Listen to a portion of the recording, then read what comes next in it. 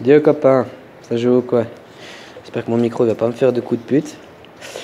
Ah là là, les eaux d'affaires chez moi ces jours, c'est magnifique. Bon, je voulais te partager une observation que je fais, frère. Bref, un partage quoi. Et en fait, on va partir sur un postulat de départ. Je lance un postulat quoi. Mon postulat est que, tu vois, il y a un éveil spirituel en Occident parce que nous aurions en fait l'Occident serait devenu trop matérialiste, trop, tu vois, on dit densifié. Du coup, en fait, elle aurait perdu sa spiritualité, tu vois. Du coup, elle aurait un trou béant au niveau spirituel. Parce que, bon. Du coup, bah, c'est vrai que quand il y a des choses qui se passent, tu prends certaines fois, on dira, tu prends conscience au début. Bah, c'est vrai que quand tu vas entendre ce genre de choses, tu vas te dire c'est vrai. Bon. Après, c'est vrai que je parle de spiritualité, mais même les mots, là, je sais pas si je les place bien. Bon. C'est pour essayer d'englober une idée, parce que c'est dur à la... Du coup, ben, qu'est-ce qui se passe en général, hein? Ben, tu vas partir, en fait, dans Dieu et son ouvrage. Selon ta région, ben... Mais en gros, moi, c'est ce que je constate, hein. C'est que qui dit spiritualité, dit Dieu et son œuvre, quoi. Donc après, tu vois, si t'es quelqu'un qui creuse... Hein, et puis moi, je suis pas un fan de lecture, donc c'est peut-être ça aussi qui a joué comme ça, tu vois, autant pour moi, hein. Qu'on me reprenne, moi, je suis pas là à dire que je détiens quoi que ce soit, hein. Je viens et je pose plein de questions indirectement. Eh ben... du coup, tu parles là-dedans, puis en creusant un peu, tu vas te rendre compte qu'en fait, il y a eu des traductions, il y a eu des recopies. Et dans ces recopies, il y a eu des falsifications, comme je t'ai déjà dit, volontaires comme involontaires. Il ne faut pas toujours... on ne jette pas toujours la pierre, il faut... Comme le chercheur de trésors, il faut toujours creuser. Et puis, c'est pas parce que tu trouves un premier trésor qu'en fait, ça peut être un leurre, hein. C'est un système d'anti-pillard. Donc, le vrai trésor, tu le mets en dessous. Bon. Donc tu creuses un peu, tu vois qu'en fait, et tu vois encore derrière, quand tu creuses encore un peu plus loin, c'est qu'en fait, il y a eu beaucoup de plagiat.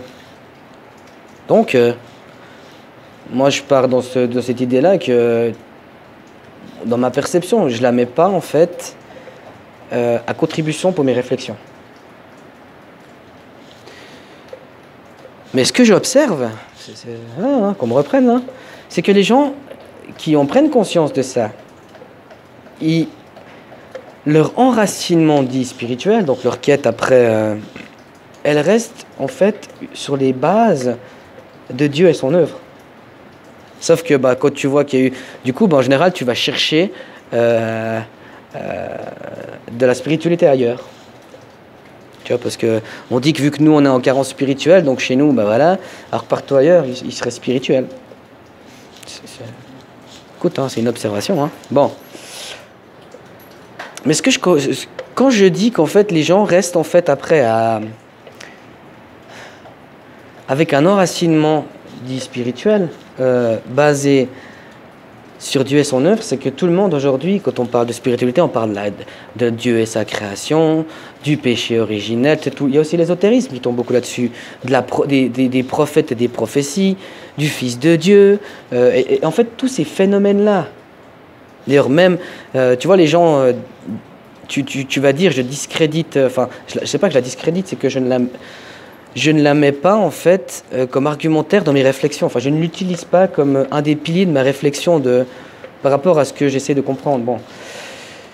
Ben, même aujourd'hui, les gens, aujourd'hui, dès qu'ils ne la prennent plus à crédit 100% parce qu'ils ont fait une quête, ben, même là-dedans, c'est marqué tout vient de l'Orient. Donc, hop, tu vas chercher la... Bon. Ça, petite pique indirectement. Et ce que je remarque, c'est qu'en fait, les gens font, avec toute cette phase spirituelle, tout, en fait, ils sont sur de l'hypothétique, et en plus sur un hypothétique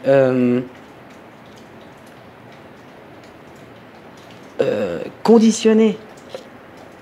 Enfin, ça reste toujours, tu vois, tout le monde parle, aujourd'hui, ben, on veut tout faire valider autre chose, donc oui, mais il y a bien Dieu qui a créé l'homme, et puis... et ainsi de suite. C'est pas de la liberté où on observe les anciennes civilisations, les vestiges de civilisation, tout, et automatiquement on veut à tout prix partir sur tu vois, avec notre conditionnement, on pourrait dire spirituel. Tu vois? Et moi, c'est le constat que je fais, et je trouve ça un peu triste en fait, parce que les gens aujourd'hui, enfin pour ceux qui se disent spirituels et tout, ils développent de l'hypothèse sur site, alors que aujourd'hui avec l'archéologie, il y a beaucoup de nouveautés qui ont été découvertes, hein, avec l'ADN, avec d'autres compréhensions, avec des vestiges, des trucs, des bidules. Bah, on arrive aujourd'hui à... Tu vois, moi je trouve ça dommage qu'on fasse de l'hypothèse sur de la préhistoire, alors que même l'archéologie ne se le permet pas, hein, si jamais. Les archéologies qui se le permettent, c'est des malhonnêtes, les vrais. Bon. Mais je trouve ça dommage, alors que les gens, l'histoire, il y a beaucoup de... On peut me dire ce qu'on veut, hein, chacun a le droit d'avoir... mais il y a assez de vestiges, il y a assez de preuves, il y a assez de trucs pour déjà faire une toute autre synthèse des choses.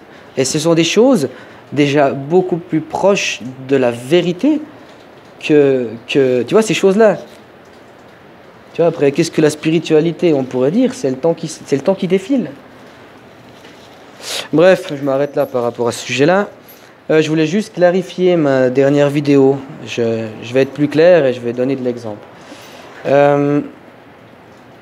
Je n'affirme rien. Si jamais, moi, j'affirme jamais rien. Je viens en questionniste. Hein. J'ai que des questions. Moi, c'est mon principe de réflexion, je pense. Je réfléchis. Enfin, je creuse, en fait. Je dis pas que je valide jamais, mais... Quand je disais, en fait... je me paume. Alors, je parlais... Ma question était simplement une chose, en fait. J'avais une seule question. Ma question était, quel était le marqueur temps? Parce que si on part d'une idée que les yugas, enfin, les gens disent Kali Yuga, enfin, chacun dit ce qu'il veut, on s'en fout. Mais l'histoire de précession des équinoxes, l'histoire des ères zodiacales, il y a plusieurs ouvertures, plusieurs choses. Je crois qu'il y a aussi dans le Mahabharata, si je ne crache, bah, c'est là-dedans qu'il y a les... Oui, le Mahabharata, ouais, j'ai de la peine. C'est là-dedans qu'il y a justement les... Bref, si on part des yugas, si on part de ce postulat-là, et que ce serait des cycles, ma question était là. Je parlais d'un marqueur temps observable. C'était ma seule et unique question. Je n'ai rien affirmé et je venais avec une question.